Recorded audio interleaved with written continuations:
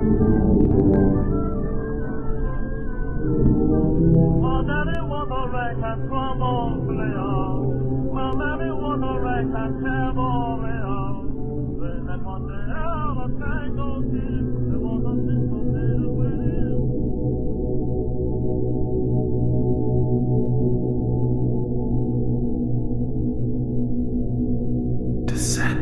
into Darkness, a Call of Cthulhu campaign.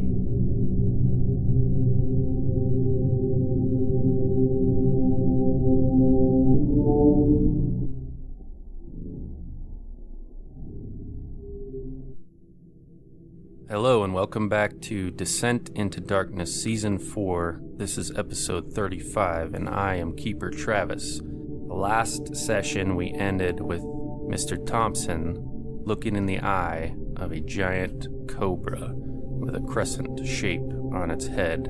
Before we return to that, let's get an introduction from our investigators. I'm Brandon, playing Bartholomew Wentworth, and I don't remember a giant cobra, but if I see a giant cobra, I'll shoot it. I'm Chris, I'm playing Charles Stanton, and I second Bartholomew's statement of intent. I'm John, playing Joseph Thompson, who is friend to all cobras. Shooting so it won't bite me. Is actually a good solution. But before we solve the problem, who was in the party? I was trying to track that down. You had the three of us, and you had Stedford, the Jackson, professor too, right? Professor Ahmed. Jackson, Professor Ahmed. And I think that was it, okay. Right? Yeah, I think so. That's what I had moved up next to your guys' pictures there. I just wanted to verify. All right, so yeah, this so far none of you, besides Mr. Thompson, are aware of this giant 12-foot-long cobra that you see standing. You can see by the cobra what looks like a whale opening. So that is what you're searching for. Unfortunately, there's a cobra just in front of it that has locked its serpent gaze on you. And I should impress on you that there is something that strikes you as sort of otherworldly about this cobra. Like, I don't know, maybe you'd expect this snake to be less dignified or something, but it's it's up, so it stands 6 feet high, and you're, maybe 15 feet away from it, and you're both just sort of paused there. You can hear around you the sounds of the rest of your companions spreading out to look for this entryway, and you can see Professor Ahmed where he stands by that pillar with the writing on it. Anyhow, Mr. Thompson, what would you like to do? I'll call out, scream. Yeah, that I need help. I'm a lost child. Please help me. So yes, the rest of you hear Mr. Thompson's shrill, panicked voice echo off the pillars. I'll turn that direction and raise my gun to my shoulder and see what everyone's freaking out about. I'll rush over.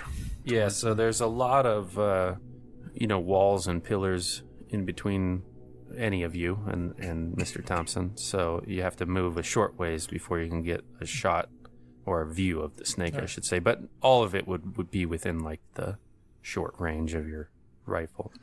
But yeah, I will call out again though to approach carefully, because there is an enormous cobra. Give me a Cthulhu mythos roll, Mr. Thompson. That failed. Yeah, loser. Use luck. Push it. I don't think I have enough. Luck. Okay. I mean, you, with that Can I use half luck, half sanity? Just pile the sanity. That'd be an interesting way to boost your mythos. Actually. You can only modify a Cthulhu mythos roll with sanity instead of luck. That's a good idea. I will put it in the thought cauldron for the next couple of weeks. But there was something you knew about that pillar that you had passed, and that it had something to do with the father of serpents, Yig. But and here you have a snake. So obviously there's some what do you call it? Coincidence, correlation. Yeah, but you can't pierce the veil into actual knowledge. So here comes Mr. Wentworth and Mr. Stanton carrying their big guns. Mr. Wentworth has that BAR on his hip, just walking around. I didn't bring that. He's torn the sleeves off his shirt. Smeared useless. Just looking face for paint. another reason to start using it. He's got olive green clothes, and then of course, Mr. Stanton he did state for the record that he switched out to his elephant rifle, and so he has that, I suppose, propped on one shoulder maybe. Mm-hmm. And the other two of you see a big snake, Yeah. 12 feet in length. Is it normal for... Cobras to get that big? No, that's an unusually large cobra. Okay. And both of you guys are pretty pragmatic, but it has a striking ethereal quality. It could be psychology because you're in here, this lost city, and there's this cobra here, but there's also something odd about it. We'll see how odd it is when it's cut in half. If I can take a shot, I will. Of course, the particulars of how things are situated, if you do that immediately without allowing Thompson to fall back, there always is the fumble chance of maybe cutting Thompson in half. But If I start to move, does it move or does it just stay there? it will move its head if it needs to the eye orientation has to move a little bit for it to track you if you do some lateral movement in front of it. But if you just move backwards, because I suppose from your I view, just want to try and take some steps backwards. So yeah, he's moving out of the line of fire while you're taking aim, right? So Gonna maybe see about a natural world, but I guess if he's already moving, we can let him. you can do a natural world. What did you want to know? How to act around snakes, especially cobras. Because there are some of those no quick movements, Thompson, or something like that. We'll see if Stanton cares. He doesn't. I'm not moving fast. I'm just trying to slowly back away. So it doesn't matter because it doesn't even cross Stanton's mind to warn you about how snakes react or act. So where you live in your Nor particular, I guess you can throw one out there too, Mr. Wentworth. Got to pump those natural worlds up. Well, you know that its current stance is one of warning. Obviously it's not going to start stalking you guys through IREM, but the way that it's reared up with, the hood open, it's just saying, if you come here, I'll bite you. Yeah. So that I'll say that then. It's just warning us not to come any closer. the well that we need is there, though. Can I shoot it? It's up to you. I was checking its religion skill, which made its way to the character sheet. Awesome. Yeah, I'll take the shot. Okay. Any penalties or? Nope. No penalties. You can even have enough time to add a bonus to it with aiming, unless you want to forgo the bonus for a check. No. Okay. All right. Let's hope I do not. Hard success. Good job. All right.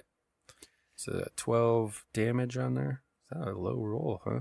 Yeah. You get 1 Is plus that a even- 3 plus a 4 plus a 4. Yeah. Yeah, it was just a low roll. Yeah, so Should have gone with both barrels, but I figured it was just a snake. yeah. It is a big snake, points. though. Well, That I didn't like. It's 2 barrels. I think makes it a hard base. So yeah, so you are just off the center. Where you going for hit the hood right in its snake face? yeah, Because there's not really what do you call it, advantage for a center mass shot on a snake. It was the biggest part, but you're just to the left of going straight through, and it blows off a whole chunk of the left side of the snake's hood. And there's some life left in the beast, although that can be misleading because snakes will often move beyond their death. Yeah. But it does seem to slither out of sight at least. well, there was a warning for it. I'll reload. Right. I'll put the brass in my pocket. Where does it slither to? I'd rather finish it off if we can. Yeah, you can go up and try to like track it from there. You don't really need a track roll. You just can see its movement in the sand that has accumulated between the structures here. Yeah. And the blood, obviously. But it's when you come up to that point, you can see it slithering along the sand. Yeah. Slowly, you know. All right. What do you want to do from that stage? I'll take a shot at it. Okay, go for it. Hard success. It's a hit. And then what do you want? Damage. Why didn't it do it? Because you did rolled your from the skill. Not the combat tab. Oh, that's right. Okay. 12. All right.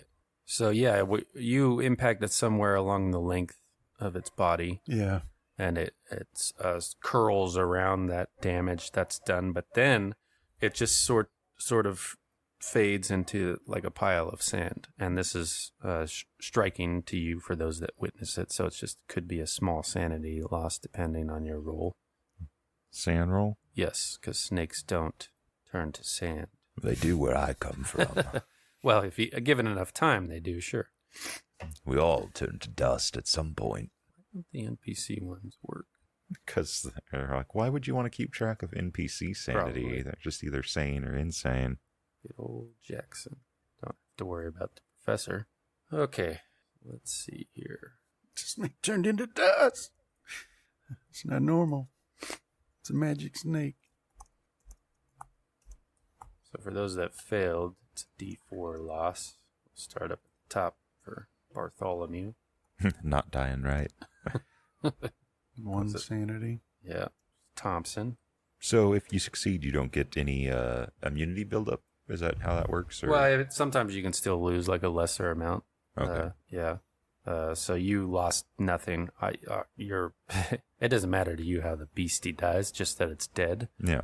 Right? No longer a problem. You don't even have a corpse to be wary around lashing out at you.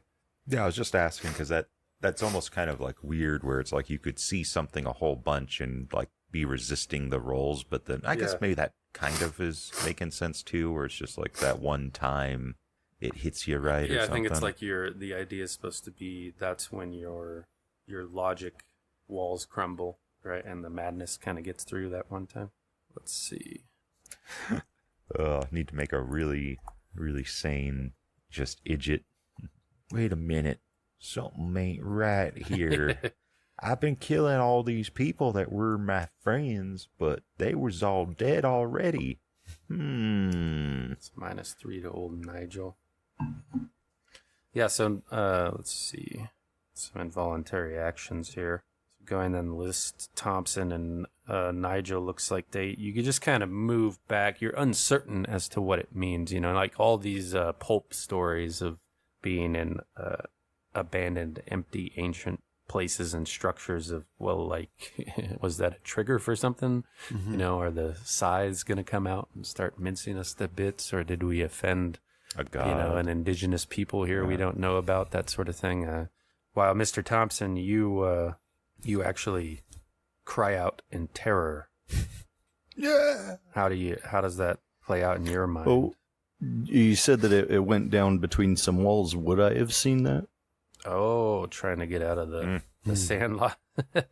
Well, no, not really. I mean, I'm just if we're having to move around to shoot, it would make sense that it's true. Some you of us may not. I suppose you wouldn't have seen it, but I'm hesitant. I'll to go still backwards. scream if you want me to. But you come around the corner, you know, like walking by it and look over, expecting to see a it. body, and you instead see a pile of sand. Yeah, like maybe for a second, this idea of, because you know, you've read about these old ones or elder things or whatever you want to call them in the Liber Ivanis. So the notion that perhaps a creature belonging to one of these great beings you just killed, you don't know what it means, but it terrifies you for a moment. It's just like a clipped one, we'll say, a short shrill, and then you sort of bite your hand or something to cut it off. And he slaps get both a hold hands of to yourself. his cheeks. Yeah, screams at a high it doesn't pitch. have to be like a, oh dear God. They're eating her. And then they're going to eat me. Mostly the cry out in terror part's supposed to, it just means you do something audible, right? Because there might be a situation where you're hiding behind Trying the to be cultists, and so that's just it could be a dear God, that sort of thing. But it's up to us to sort of figure out why Mr. Thompson would do that to begin with. It's a sudden intake of breath. Okay. Just because it's out of the ordinary. No, I mean if it's a cry out, then I'll cry out, "Gods!" and then immediately back to normal. I'm all right. Got that out of my system. Nevertheless, the snake being dealt with, you now stand before the well you were instructed to find. Well, I'll say. I'll clap him on the back, nod my approval. Well done. Wait, don't we have a child somewhere in the party? Bring that child here. He needs to experience this. Francesco? No, the dad joke. Oh. Yeah. Well, plus children fall down wells. I never That too. I mean, especially when they're pushed. Yeah. But you're standing in such a way that you can't really see, like, down the well. Yeah. Do I have a... Do we have one a of, flare? a flare or electric torch on us? I think you would probably have both. So All right. Yeah, your I'll choice. pop a flare and toss it down. Yeah, like looking over the lip to do that, you don't hear any water. And you pop that flare and throw it down there. The walls squirming. Right. And you just see like a well, but then it drops maybe like 30 feet to the ground where it clatters off some stone work down at the bottom. And you can see by the illumination of the torch that there's, like a small, maybe 4 foot high, 3 foot wide hole at the bottom of the well on one of the one part of the circular wall. But obviously your vision does not go around corners, so you can't tell what lies beyond. Well, it's because my eyesight isn't what it used to be. Well, so let's break out the rope and lower me down there. I'll go first. What time is it? This is early morning, and we've been... Let's see here. Go ahead. I thought we got here early in the morning, the town. You spent or a the couple city. hours searching for this. Yeah. So the beginning of the session was 8:03, but we'll give movie up to about 8:15 for the snake. So let's keep that in. We were on a night schedule, right? Yeah, so if I roll out your survival report here, I've added how long you've been awake, which will come into play once you get, too far beyond 24 hours. If you're really wanting to go down this well, I'm not going to stop you, but I'd almost suggest we put it off till tomorrow morning. Is it? We know where this well is now. Return to camp, secure our location. Okay. Find water. I have some men looking for it, but I don't know if they've found it yet. Yeah. The well ain't going to go anywhere. I will say that looking down the well, you immediately get a whiff of, water or mildew or something more wet environment down there, although you don't see any at the bottom. But I also think we should check out that odd light to the east before we go delving too deep into the city. Okay. Be aware of our surroundings, especially if we have more of these snakes that are going to be swarming us any minute, probably. All right. Yeah, we can come back tomorrow. Get some rest. So yeah, I don't know how you want Stan to do it, but he'll make a mark approximately where the well would be on somehow for tracking it, right? 47 minutes to the... Counter to that, Professor Ahmed, who had been silent for a time. Well, hold on, let me just a sec here. No, actually, he says nothing in that imperious go out and search that he had done earlier. Now he's kind of got his eyes cast down, and he's standing behind Nigel Stedford, as though Nigel Stedford is a shield between him and all other threats. So yes, it goes unchallenged, whatever you say, Mr. Stanton, and you guys can return to your camp. Upon return to camp, I'll designate several men to become workers, like some of the, was it Yemeni? Mm-hmm. I'll designate them as workers, and it'll be their job to kind of, Work. well, set up the a pulley lever, not lever, but like a pulley system for lowering whoever's going down into that well. Oh, okay. Yeah, Whiteman's probably got something like that already set up, right? Yeah, you in guys his opted stuff. to take it. He has like the frame joint where you put like the bit on, Mhm. so you could set it up well open. Yeah. It's not otherwise preoccupied. Yeah. Yeah. So you want to send them out to do that They'll give them their rest, but yeah, that'll be what they do. when you guys wake When up. we go, yeah. Well, when you arrive back to the camp, which is starting to take on its More shape by the permanent time you get shape. back there, because they've been there for several hours now. But most people are resting or curiously sort of probing the part of the city that lies within the confines of your camp. They're looking for interesting things, but that's sort of a curiosity on its own, is that no pottery has been turned up or things that you would expect to find, because those things last forever, and there's nothing like that here. Although there are the odd bits of stone furniture and whatnot, as I described, made for, almost Small like for stature. children, small Yeah. stature. But the most immediate concern to Mr. Stanton is you see the two men that you sent out for water. They had arrived moments earlier, red-faced and sort of out of breath, drying from the water skins. Okay. It seemed like they'd hustled back in a hurry. And when they see you, they immediately come up to give a report, which is, they're like, "Boss, we set out for the water like you told us, but we saw, well, they look like a couple of Bedouin moving out amongst the city over there to the east. I don't think they saw us, but they were leaving in a hurry." That's what I was worried about. Looks like we have someone who is already dwelling here. Mm. Well, there was that other group that was also searching for this place, too. We didn't have any encounters with, but You can give me an intelligence roll, Mr. Wentworth. hard success. It occurs to you that strange men with skin that has the appearance of sand from a distance might also look like Bedouin. That's The true. differentiating characteristic is they wore earthen clothes, whereas the Bedouin are dark colored, like blue or black Yeah. headdresses and whatnot. And So these guys said that they were. haven't said anything. They said it looked like Bedouin, Yeah, but well, we came back.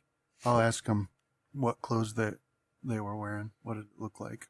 Well, we damn near didn't see them because they blend in right with the sand and the structures around here. Yeah. Just two of them moving low to a wall And which direction were they going? east. Towards the light? Yeah. Okay. So then that's what I'll say to Stanton and Thompson. Mm. Like, the Bedouin wear darker colors, but that thing we found, it wore sand-colored clothes. That might be what they saw. Well, now we are at an impasse. Well, not an impasse, a crossroads. Do we attempt to facilitate some sort of peaceful communication, or do we just begin the slaughter? Yeah, I don't know, because obviously the Bedouin didn't want to talk to him. They wanted to fight. Yeah. We haven't had any experience with them. They are not natural, and so they're probably evil. And this is a particularly difficult time of the morning for you because the morning sun casts everything in that shade of yellow you've taken a dislike to. I'm in favor of elimination. Because I lost some sanity over it. Yeah. So these things kind of freak me out. Well, It's far be it from me to be the one to preach a bit of caution or non-violence, but this is their domain. This is their home, their turf, as it were, and they will know it better than us. And if we do not eliminate enough of them to make it obviously not worth their while, the few excursions I've done into jungles where native peoples live, it is a game of cat and mouse, and you are very much a tiny mouse. Yeah, that's true. So if we do this, we need to do it We wholesale. just don't know how many there are. That's another good point. I mean, I suppose we could just ignore them until they bother us. I'm also not opposed to that. This from Jackson is like, well, it doesn't seem smart to me to Kick the not hornets know out. who they are Oh. or where they're at before we get some rest, if that's still the plan. Well, I am generally, well, yeah, I can go scout them out if that's what we want to do. All right. I'll go with you. Okay. Thompson, I figure you're going to wish to join as well. Yeah, I'll go. Yeah. Everybody else hold down the fort, and we three Agreed. will go scout them out. Jackson and Nigel nod. I'll also give a quick glance around for Flanagan and Marco. Make sure. So they, using their combined expertise, have found a place within the camp that they can do their Overwatch thing. Okay. They've fallen into the habit because they've done it for 30 plus nights now, Yeah. including Matt Vade doing his thing to Okay. keep an eye on your machine gunner. But So they I'll stop. give you a salute when you look in their direction. I'll signal that I saw it, and I'll, cut back a curse that was already forming. Not that I expected him not to be set up, but if he hadn't been, Sometimes, when he the would have got a whiskey, warning shot. You got to ration it out, but he's worked out a good deal, so Yeah. he's Johnny on the spot.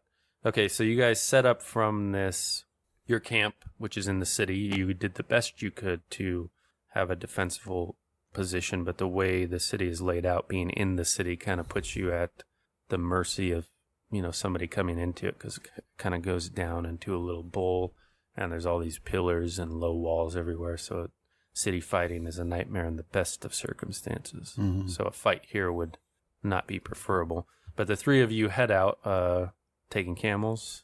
Yeah. Yeah. Are we talking about a good distance? Well, the light was beyond the rock formation that seems to circle Irem. Okay. So you're maybe like a mile to the edge, and then you'll have to find a pass or try to scale it in some way to Yeah. get a look.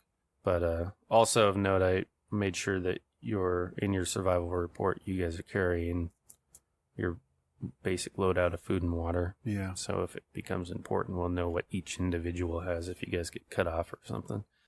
So yeah, you guys set out.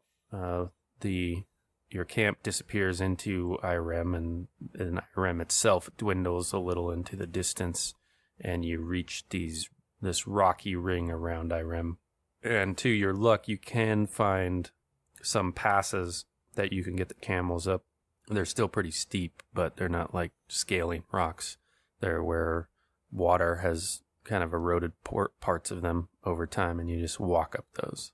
And you crest that canopy, and then you see the dunes beyond, and you don't see anything immediately. It's not until after you get past that first dune, and then you're surprised to see, I have a map here, give you kind of a idea.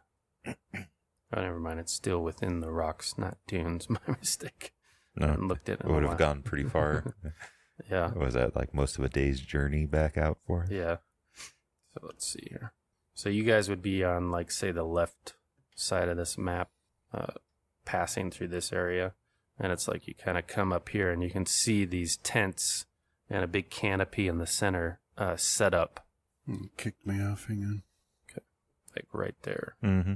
So let me give you a brief description. You're kind of just rounding this rock thing, and then you catch you see the gleaming white canvas, and then you back up, and you guys can get to more of like a better location to surveil. Is that camp? Yeah. So as I said, it consists of several large tents. You can see, like, outside of one, once you get your looking glasses up, you can see like digging equipment set, not in disarray, but like it's being used at different times. Several crates that are stacked outside of one of these tents. Another tent, you can tell by the people coming in and out of it, is probably like a big general sleeping area. One tent, you can't really ascertain what it does, right? Well, actually, two of those, you can't really tell what they do. And then the large canopy in the center, if you make a spot hidden roll for me for those that are looking through their scopes or if they have binoculars. Do you get a bonus for those? It's more about making it possible. Like if you were doing it with a naked eye, you wouldn't. Success. Oh, dang. Does his eyeball fall out? He's got the cap on his scope. All I see is darkness. See a damn thing. They've trapped us. He starts firing. Yeah. Well, we'll start before, because nothing popped into my head about a fumble in the spot roll, but I have a perfect idea, actually. The old classic. Okay, so Mr. Wentworth and Mr. Thompson, you can see the canopies on like posts, so it's open at the sides, but you can see in the middle like support posts, which is pretty thick. They have 4 people that appear to be bound to you, and they are dressed as Bedouin, although they've been stripped of some of their clothes. But you can see just by the way they dye their underclothes that you think that they're Bedouin, right? Maybe the missing Bedouin that the Almura were looking for, or some of them. So you guys see with the spot. Then this is the oddest thing. So down south of the camp a little bit here, you see a stretch of maybe 50 yards of track laid into what looks like a train tunnel in that bit of rock there, which makes absolutely no sense at all. Wow. Like, can we see train tracks? Yeah. You see like the opening to a tunnel in that rock, and then like 50 yards of track laid out. There's no cars there right now, but you see an awful lot of movement in the sand from the like they moved something from the track to this camp area. Yeah. Right. You will see some streaks on the map. I don't know if those were man-made or not. I would doubt that they are, but they might be.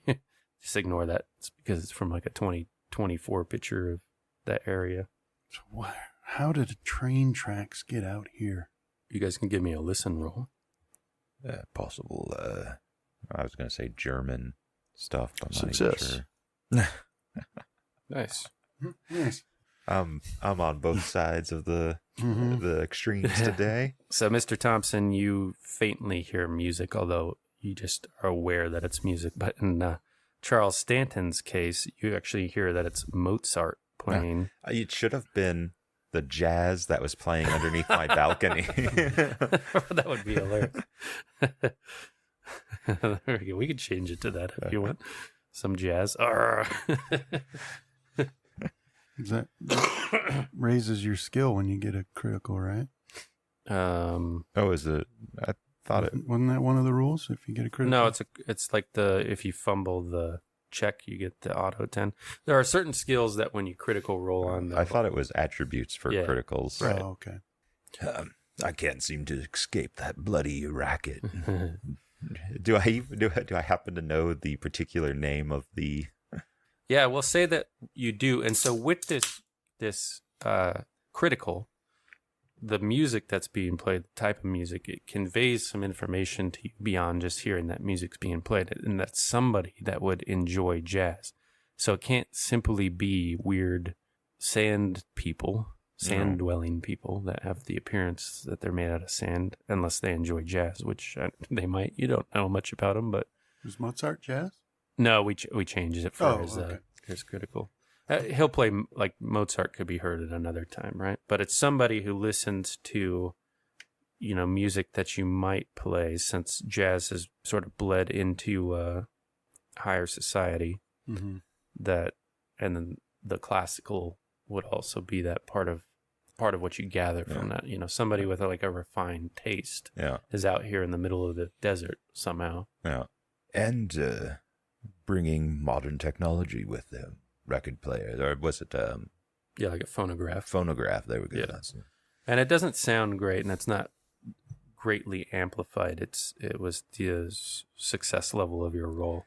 I'm gonna go with what I was originally like my gut feeling, which is these very well could have been from the from the Great War, English and Germans, I believe, right? Okay. Laying track. Yeah, we're out in this various parts of Africa, the Middle East. Yeah, the Germans in particular were very active with laying track in this part of the world. Meanwhile, never mind. However, you are smack dab in the middle of the empty quarter, and it's I mean, you can tell that the construction, like the track is like relatively freshly laid. It's not been, reclaimed by the earth or anything like that. You can see the scarring that's left in the sand and stuff. Stanton's like this might not have been like laid down during the Great War, but his thought process is that it could have been started because it's going underground. Well, it's a good thinking, because if you're thinking like, if I was gonna lay track out here, who has the stuff in place and the know-how, right? And like the English have for some reason sided with well, not for some reason, but they've sided with multiple different Bedouins and Yemenis, so I see no reason why they probably couldn't have employed them to aid in any sort of that stuff. Like, was it the wolves? Yeah. Of possessing English weaponry, most likely doing it for trade. Trade for what? Trade for laying track, perhaps? Mr. Thompson, give me your pilot skill. You want me to roll it, or you just want to know what it is? No, roll it.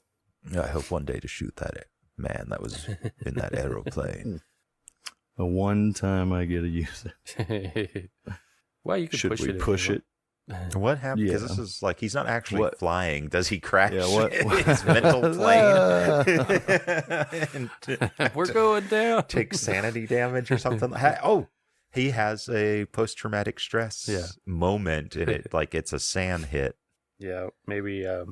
I mean, the obvious ones is that you guys are in a undisclosed location trying to surveil them. So, the classic knocking a bit of rock loose, that sort of stuff. Let me advance the time here a little bit, because you guys had traveled out and you can watch, because people are going about this camp. I'm actually going to say that fumble is, well, whatever you have in, but Stanton will. What's your idea? His eyesight is actually kind of going, and like when I look through binoculars without my glasses, it's still blurry at distance, long distance, because it's not correcting what's wrong with my eyes. And so yeah, like Stanton's just, he's getting old. His eyes are gone. Yeah, so you can see people moving about the encampment at a leisurely pace, and you can kind of make out enough that the people you see have none of the gaunt appearance that you've come to see in everybody that was on the expedition with you. There's a hollowness in the cheeks, because you guys have been way beyond your calorie needs each day, just by the mode of travel you've been going. And on top of that, they look like they're wearing, clothes, outdoorsy type clothes that just came out of the catalog, basically. They're in their khaki shorts. Men, you giving a rough count, you think there's, 24 moving about with various duties. And so that's where you guys are. And they have some things with tarps over them besides the tents. There's stuff that's in various states of being moved that has tarps over them. Sorry. Crates under tops. It's either they're taking stuff out or they're bringing weapons in. It's always weapons. Well, what do you make of it, Mr. Thompson? So they do look like people. They're not the rock people, right? Yeah, well, Mr. Stanton can't pick out that detail, but you guys can. This isn't, they're not wearing things to disguise their faces like the rock people wear. And they're, you can see their legs, because many of them have these khaki shorts on. So you can see, regular old. We don't see any other pink skin, like heavy equipment, like for drilling, maybe. Well, you do see many large shapes that have tarps over them. And they've got 4 people tied up to posts, you said, as well? Yeah, in the center, there's like a canopy that's been erected to keep the sun off from baking what look like Bedouin to you that are tied up there. And a bit of track that stretches out of a rocky train opening, like a train tunnel opening. Does the opening look like it could fit like a locomotive, or is it just like a mining? Yeah, it's big enough like it would fit a full train cart, you think, like the ones that you traveled on to get to Cairo. And my thoughts would have to be some some German or British, maybe during the war at some point, but I don't know why they would still be out here other than maybe mineral, right? As either mineral or oil. That would be my first thought. How far away was this camp from the city? It's maybe from your camp you guys traveled 4 to 5 miles total to get to this location.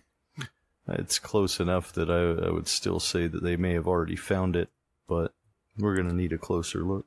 There's a couple of things that happen as you surveil for a little bit here. As you feel another one of those tremors, not a quake, but definitely you can feel the earth tremble a bit as you're standing there. You see, loose rocks on the rocky outcropping. You're behind, like, jitter a little bit. A few of them fall down and hit the ground. Another thing we can do is you need to pass a spot hidden and idea roll. So look at your spot hidden or intelligence and pass the lower of those two. All of us? Yeah. Although more appropriately, probably you and Mr. Thompson, although I think success. Stanton in there too. All right, so idea or spot hidden? Yeah, so intelligence or spot hidden, whichever is lower, that's the one you want to pass. Stanton ain't getting paid for his brain. Success. All right, so your mind goes back to the beginning of this whole expedition, like its origin with Lord Stourton, a long ago meeting at the order of the Hermetic Order of the Silver Twilight, where he's telling this whole story, and this mention of a man who was very concerned with Irem to a point that was uncomfortable to Lord Stourton, and even possible murder or kidnapping of his serving man, a Malcolm Gaston. Yep. And you do see that these men, there's one man in general that they will come to from time to time and talk to. And as you watch, he settles in like a fold-out chair next to that canopy. And there you can see he's got like the phonograph on a table that he's listening to. And at that point, he switches over to some Mozart to complete the thing. Now, it's difficult at this distance to know if this matches the description of Gaston. You heard a middle-aged American businessman, balding somewhat, with green eyes. Now, you can't pick out any of those details because he's wearing a hat, and it's too far to see what his eye color is. But he definitely looks to be in his mid-30s. That much is true. And who else but him have you heard about had any interest in IRM before you guys did? So. Right. Yeah, and Malcolm Gaston turned out to probably be an alias, but yeah, wealthy American man. That fits, at least. He definitely acts like a wealthy man. And what do we want to do with this information?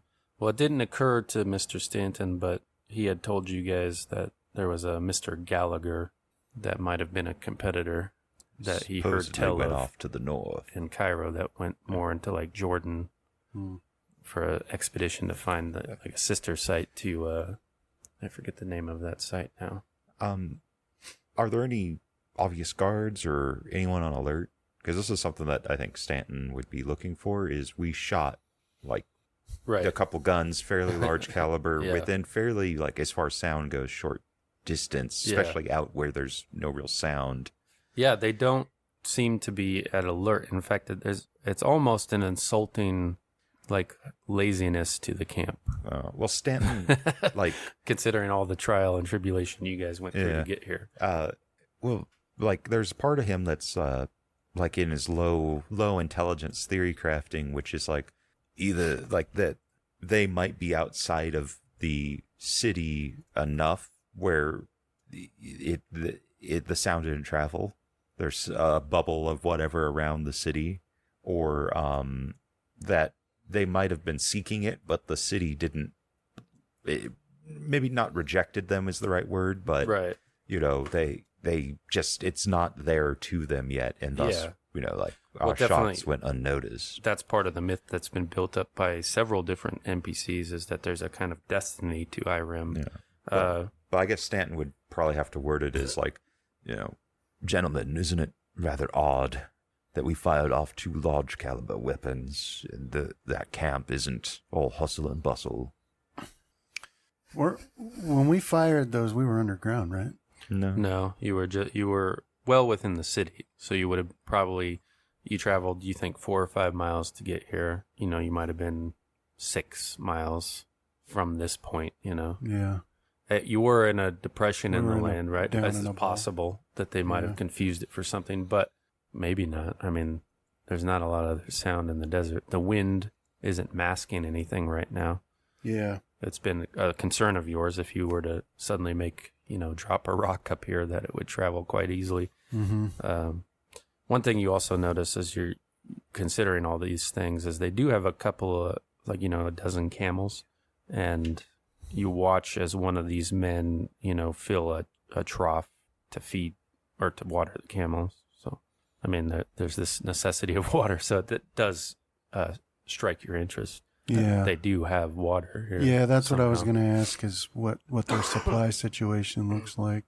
We could do a night raid, or we could send a couple men in, but I don't think a couple men would be able to retrieve enough water in one No. night to be worth the risk. Now, we need how many fighting men do we see? Well, they're all men. I said you saw about 24, but there are, tents that you know what's on the interior of. And there's also the question of these sand beings. Yeah. Are they in some sort of alliance here? You don't see them in the camp, at least not yet. Mm-hmm. So, but yeah, 24 you see, working about in this sort of, let's take a day trip to the middle of the Rube Alkali Yeah. manner that they have. It doesn't look like they are expecting too much. And that locale is ripe for ambush if we are able to get Matt Vey and Roy. Yeah, if we could get our people up here and get set up. But the question is if that rail is operable, which it seems to be, because no one would make it into here with just a dozen camels. Yeah. Where does it come That means from? backup. Yeah. And if right now they don't know we're here, we Is it- have the advantage. Another thing that strikes you, Wentworth and Thompson, those of you that passed their most recent idea roll, is that when you see that train tunnel which enters a rocky, it's like an outcrop that emerges, but it's like level behind that outcrop. So, you're not a physicist or, a scientist of any kind. But as far as you can tell, either that track would have to go down into the earth, or it would just terminate right inside there if it's level. Yeah, it's got to go. Yeah.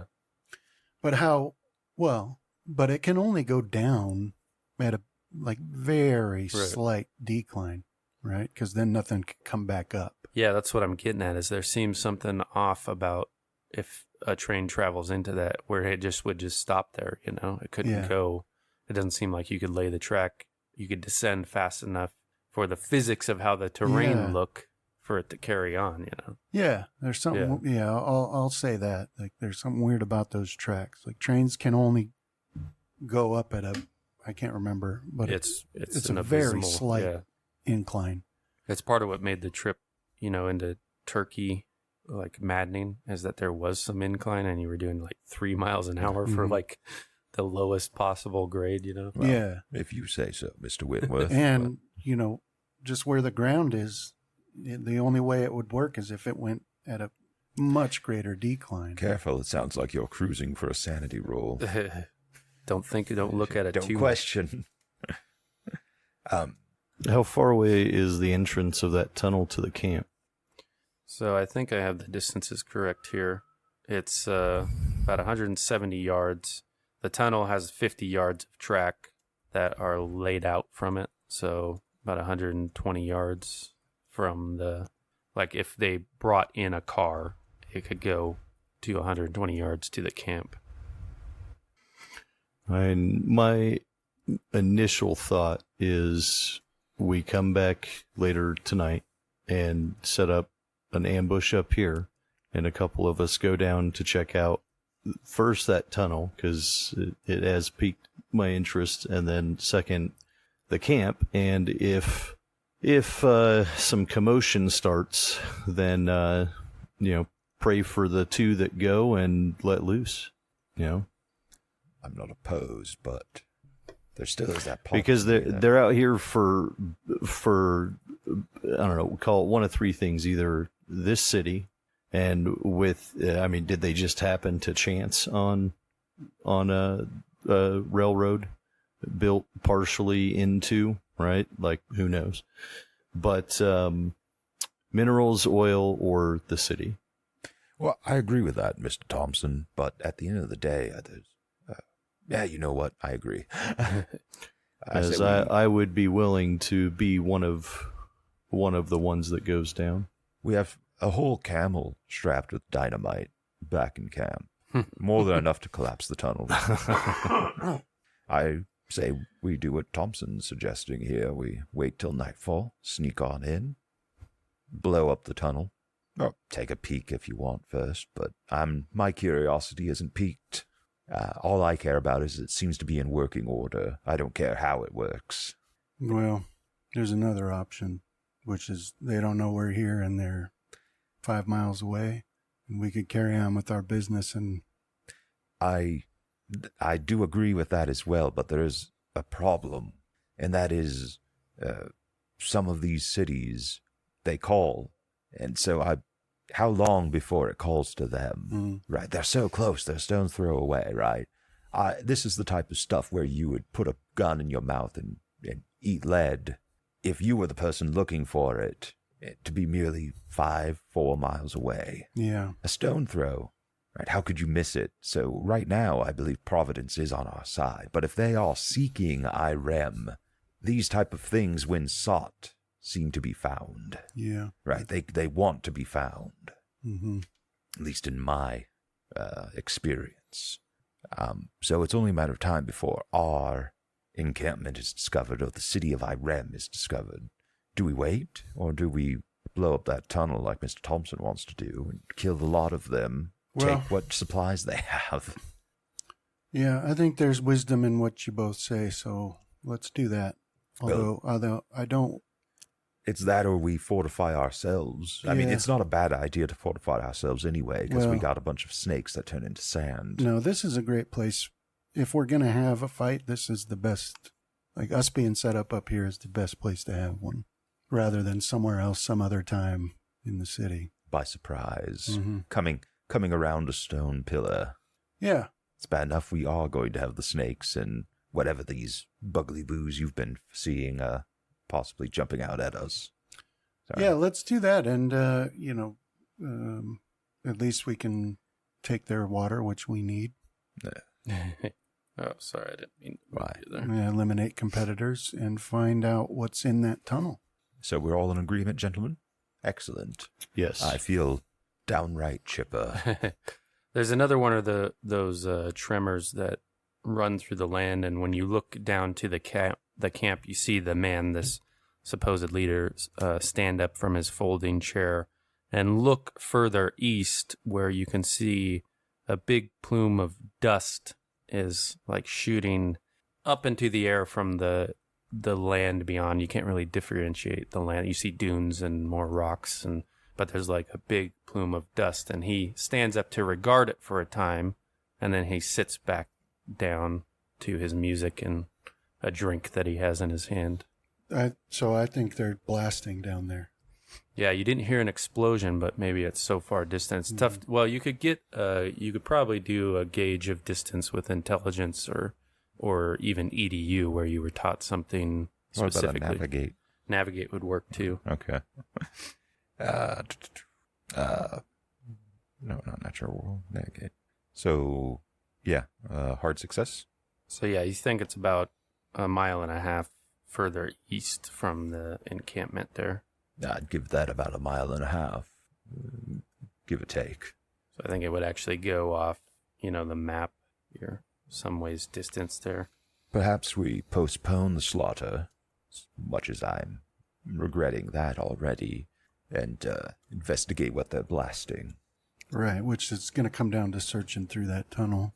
Oh, yeah? Right, because it's going underground. Yeah. Right. As far as you can tell, yeah. Or to nowhere. Yeah, because it'd be shooting up a large plume of dust. All right, I'd probably change what I say slightly then. Perhaps that tunnel is worth an investigation. All right, so as you are having this back and forth, you hear a scrape or something from behind you, the way you came, like a boot on stone. Yeah. And when you turn to look, you see one of those earthen-colored hoods. You can't see the face, beyond it. It's dim, sort of peeking out at you guys. So, let's see here. Let me do this real quick. Stanton, always quick on the draw. You can act before it acts. So it's now noticed that you all turned to notice it after it made a sound. Yeah. Stanton gun is raised just because I think it's his default, but he's going to try to, get Wentworth and Thompson to just not shoot. Yeah. And get that thing to just understand it either needs to leave us alone or make some obvious peace, just because we don't want to get in a firefight this close and wreck our almost prize. So yeah, I don't universal gesture of peace. My first thought was to try and persuade through gestures that we mean it no Stanton harm. doesn't have that. It's a long shot, but we can see. We need something quick. It can't be persuade because that takes some time. So it has to be like on the talk? charm or even appearance. Intimidate. Just Intimidate, yeah. Scram, get. Right. So yeah, that's what Stanton will have to try to do. It's low, so here we go. Ooh. What is that? 8? Nah. I ain't spending luck on. Yeah, well, I mean, it had the intended effect. It definitely scrams. Its head disappears from behind the boulder it was peering out behind. Yeah. And you hear some rapid footfalls as it books it some way. Wentworth, how do you react to that? I gotta give pursuit. Okay. So give me a dex roll. I use luck. But yeah, Stanton will remind the gentleman he's with, we can't bloody fire these guns. Yeah. I guess it's supposed to be Constitution, but we did dex this time. That's okay. We'll just stick with it. Mr. Thompson, you see... I'll follow Mr. Wentworth just because running off after that thing alone could end in disaster. Yeah. You don't have any confusion about what that is. You're reasonably certain that's one of the sand type people, just on how it's dressed, because that's exactly how the one you came across was dressed. Yeah. Both of you with a failure, you're just down 1 from your normal movement rate. What's your movement rate, Brandon? I used luck Oh, to make it a success? to succeed. Okay, yeah. so you have your base move, which Where is that? Combat, combat section. right at the top, underneath the stats. Yeah, Okay. mine is a dash. Oh, I didn't put yours in there. Likely you're an 8, Yeah, mine's 6. unless but you have a huge I'm size an for some 8. reason. Oh, when I change it to edit mode, it says 8. That's weird. 8's kind of the default. Like if you do a quick build character, they don't have you figure out what your actual move is initially, so it'll just be 8. That's like Yeah. the basic move, but as you age, or like if you're huge and your strength and dex are lower than your size, then you're slower. Right? No, I like that. So we'll go with 8. Is that what you had too, John? Yeah. So for the purposes of this, because you failed the roll, you'll have a 7. And this thing also has a 7, so the way this chase works is you have multiple actions per phase because you're moving faster. Not like you can shoot twice, but you can move further in the locations. So you saw it disappear around the corner when Mr. Stanton, told it to get lost, right? Which it did. And you go chasing after it, and you can see it's scaling pretty quickly up a wall. It's not like sheer rock wall, but it's enough that you'd have to use your hands to climb up. So we'll take it to you as you're the next act after it. So you can move 2 locations up to it with your action, but you need to be able to scale that. How's your climb? Not good. Well, we can do climb or dex. No, I mean if it's doing something that like that, I'm not gonna, where the potential consequences I Right. fall and die. I'm not gonna. Well, if you fail it, you just don't do it, right? You're confounded at the bottom. It's when you push the roll that I say, well, you get halfway up and then you fall. Yeah. Okay. So this, because of how deadly the system is, whenever you make, like jumps or climbs, you're never like You're running up at to a the risk. edge. Yeah, and you made a decision. You got faked, what's the word? Bluffed out by it or something, and you just don't want to. You're not Okay. going to do it.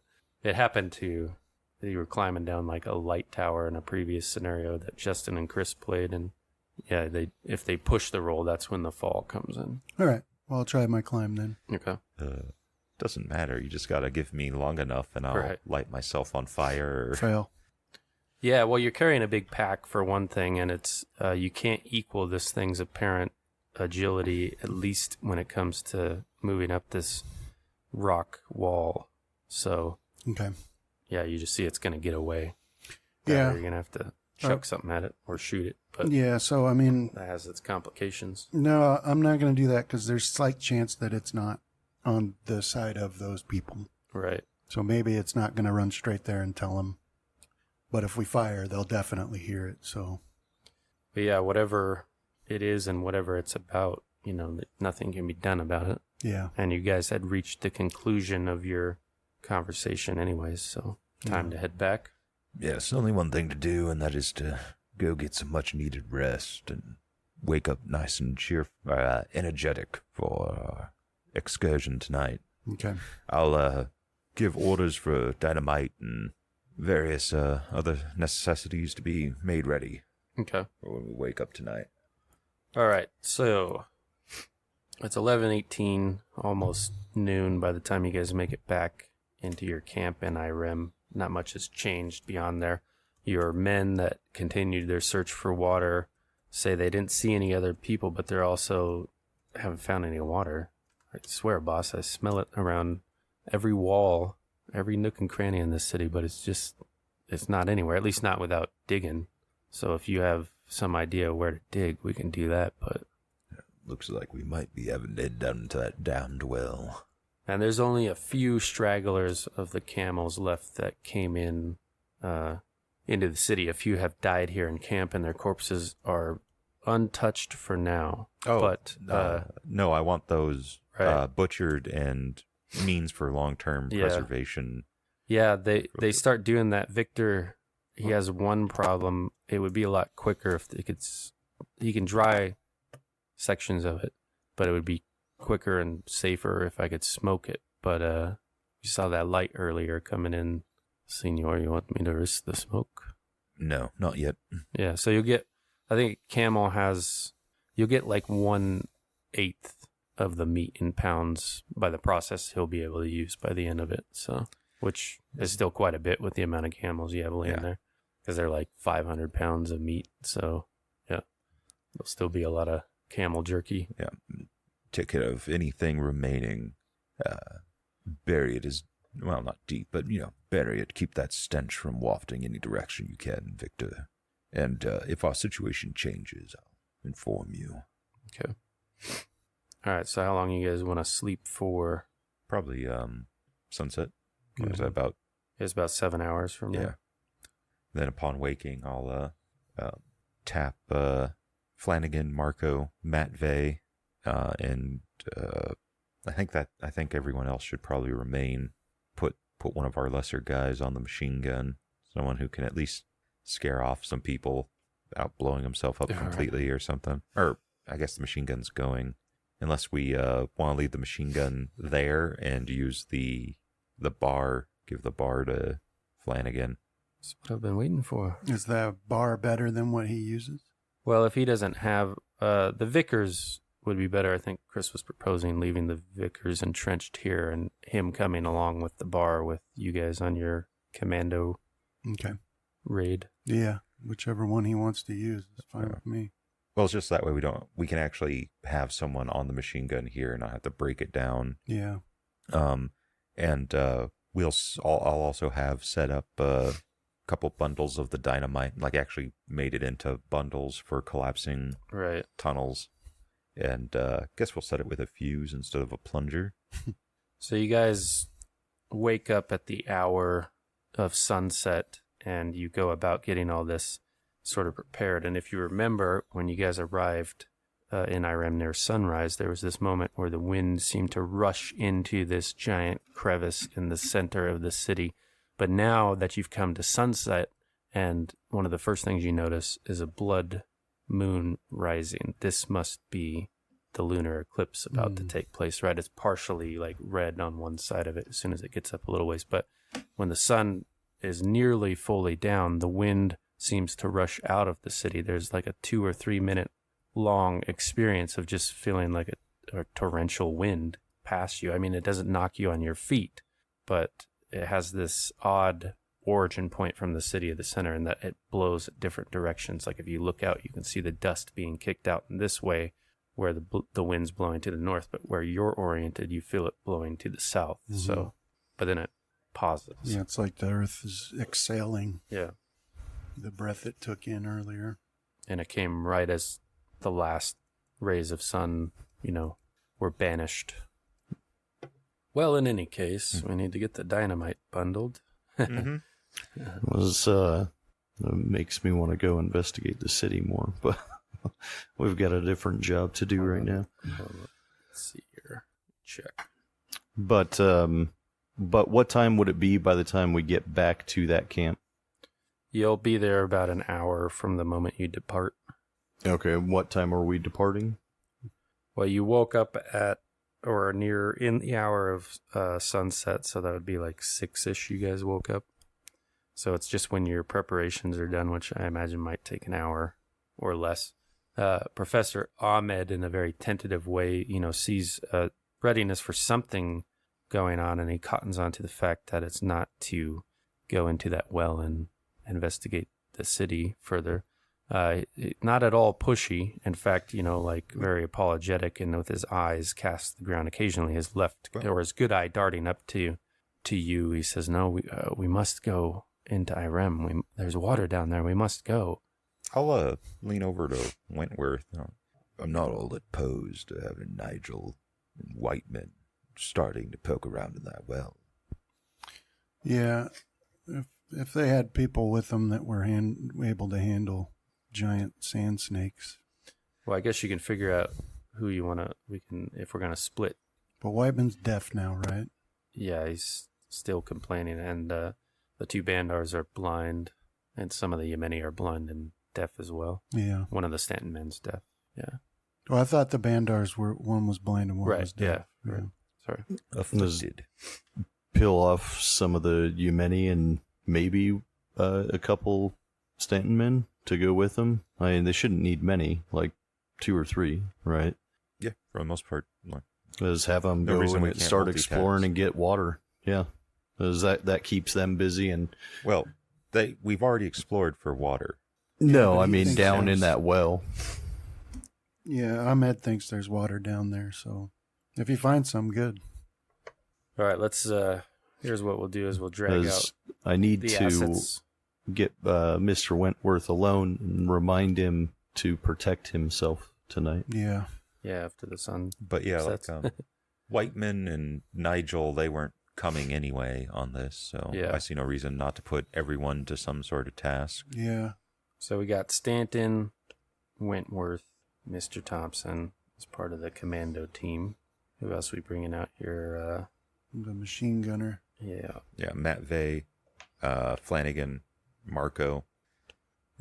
Let's ask Jackson if he wants to come with us or go with them. Yeah. Yeah, he's Because he uses a pistol. he's a good sport. He can use a rifle. He's better with his pistol. But he says, "I'll go where you guys want Okay. me to go." All right. I'd send him to the well then. Yeah, Is let him it- go with them. I'm going to make sure that I take both the rifle and the pistol on this. Okay. So that looks like for the commando team here. Yeah. And then we What got about our guide? What Nigel was- Stedford? No, No, the Bedouin guy, the Oh, all right. Yeah. Wassa? Wassa. Anwar Wassa? Anwar, that's right. Yeah. He can. Because he might recognize the Bedouin that are held captive down there. Not sure. Yeah. His interest would be piqued if you mentioned that Mhm. there were captive Bedouin there. Yeah. And when you mention it, his face darkens actually at the thought, of infidels basically capturing Bedouin. Mhm. So he is definitely game for joining you guys. Okay. Yeah, that sounds good to me. All right. So this is the commando unit here. Got your machine gunner. Got a fire team here. Section, as Mr. Stanton would call it. And hopefully we're in and out. And the longest part of this night is us on actually traveling to and fro. Mm-hmm. We can make it back, head off to the well, ease your curiosities. Okay, you can see this valley here All before supper. is the obvious way to travel from the place that you guys came, right? When you were coming here. Like down this light part. But from there you can go, you could like skirt around back to that tunnel, or up to the north of the camp. What were you guys hoping to look at first? Well, we definitely intend to attack, Okay. right? Mm-hmm. Yeah. So I wouldn't even think we should go look at the tunnel. We should stay full strength and do our attack. Open fire, then search. then The only reason that was suggested was because John wanted to be a Solid Snake, Yeah. which I'm still fine with. Yeah, but I mean, if we I want to if we see go- what's in that tunnel. Me too. Also, we can theorize. I'll say this as Stanton, I guess. We can theorize as to who and what they are, Yeah. but if we don't look while they're kind of active, it might be lost in the Well, massacre. It's one of those. I'm either or. here's what I'm A thinking. good ambush is always fun. If we go sneak into the tunnel and then the rest of them start firing, the best place for those people in that camp to get out of the line of fire is into the tunnel, and then we might be trapped in there. Mm-hmm. So I think it's best to just stay at full strength, do our attack, and then when it's done, we can go check the tunnel and decide if we want to blow it or not. There are pluses and minuses to either side of this. We Put that start machine gunner down there. we start firing. They retreat into the tunnel, and now whoever's in the tunnel knows we're here because Yeah. we don't know where that tunnel leads. Right. So You do know, Stanton, that the BAR limits his ability to do certain tricks with the machine gun just by the box magazine capacity. Yeah. He's only got so much ammunition before he has to reload. So certain indirect fires probably won't be possible, but he can still lay down like a lot of bullets. it's like taking a man's thumbs. Right. I mean, he's very happy to use it. He's a fan of the gun. So just like a fella couldn't tell which girlfriend he likes best. So, anyhow, yeah, so you guys... But anyway, it's game time now, so make your decisions. I say... Well, first you're going to catch a glimpse of Okay. the encampment, obviously, as you're coming down in here. And so you can see they have some lights burning, not electrical. They could have that a you bunch can of tell. like eldritch beings out there, and it just makes our decision easy. Yeah. At least not when you arrive. But then, just as you're coming in, you hear, basically the click of generators coming on, and then some big, beams shoot up into the sky, which would explain what you saw that morning you came in. And then from that point, you have this background sound of the generators rumbling throughout the night. Yeah.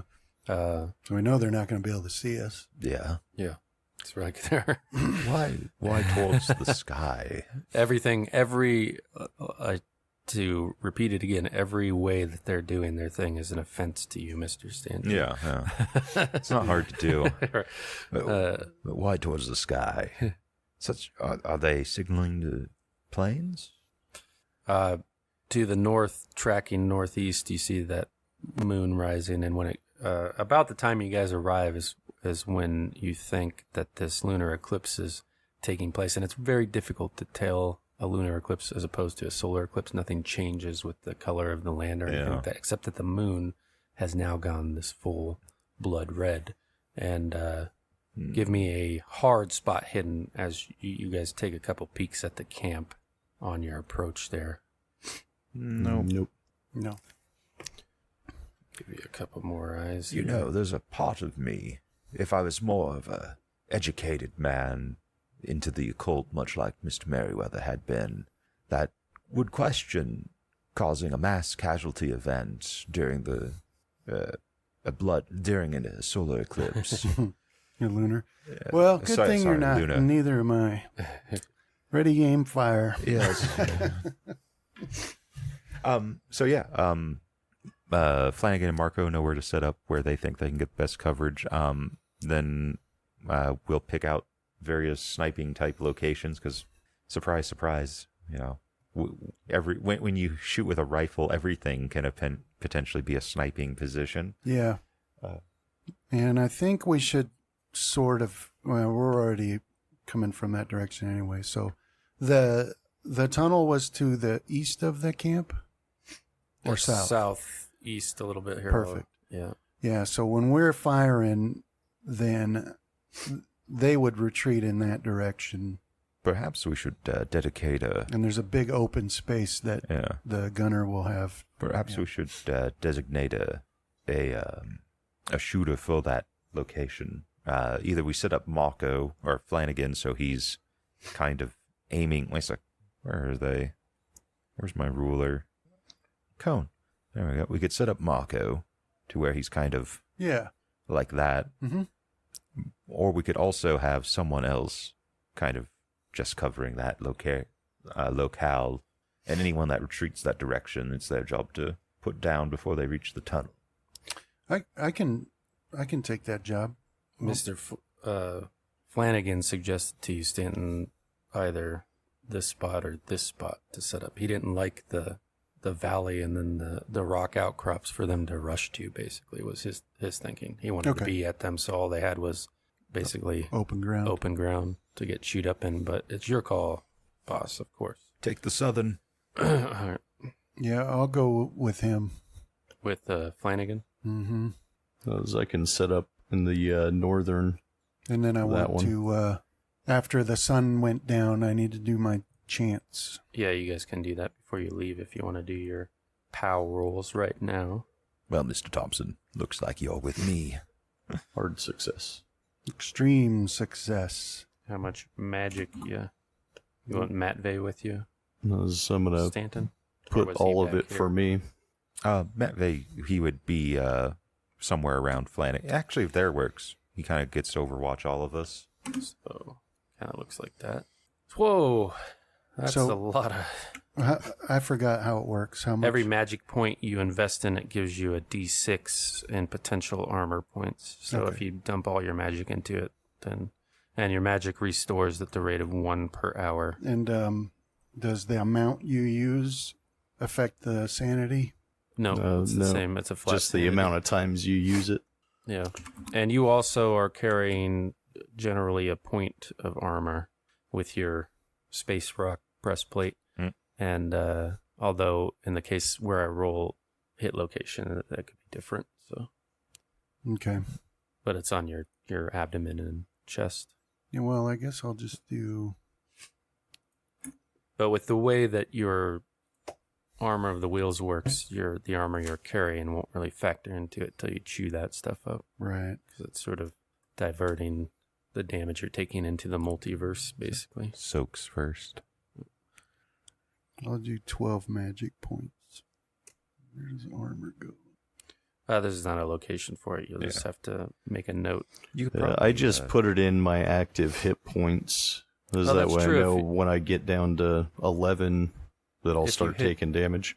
Right. If you hit your bubble and like your character token and you edit the green bubble, if you add plus 35, it'll give you a new total, but it'll put a plus by it because it knows what your actual hit points are, like your max, because that bubble doesn't edit your max value. It edits your current. So that would be fine. Which one is the hit point? The green one. Yeah, I put it in the editable section of the hit points. Yeah, so it shows like 72 out of 11, and you still get that same plus in the green bar. But the thing is with if you do it from the character sheet, or not the character sheet, the token, it will do simple arithmetic. Yeah. So you could go plus 30 or plus 35, and it would give you the correct one, the sum. Yeah, it's just a quick one if it's quicker than accessing the character sheet. And it, that'll also work for minusing and timesing and all that fun stuff. And you actually just type in plus 35. Yeah. Okay. Gotcha. 47. All right, so you guys creep into position here. We'll do one more roll. This is just a don't fumble stealth roll from all the player characters as you're moving around. So good luck to you all. Okay. Oh, Oh, so close. Almost a check mark.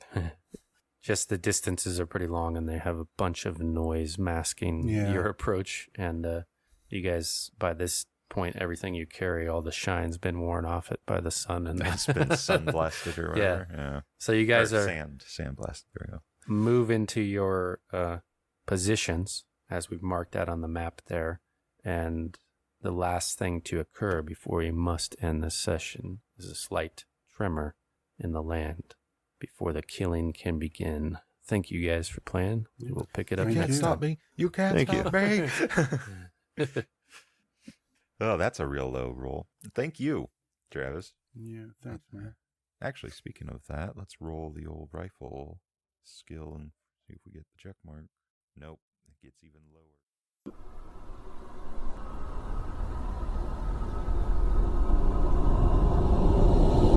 This has been a Deathwatch production. Thank you for listening.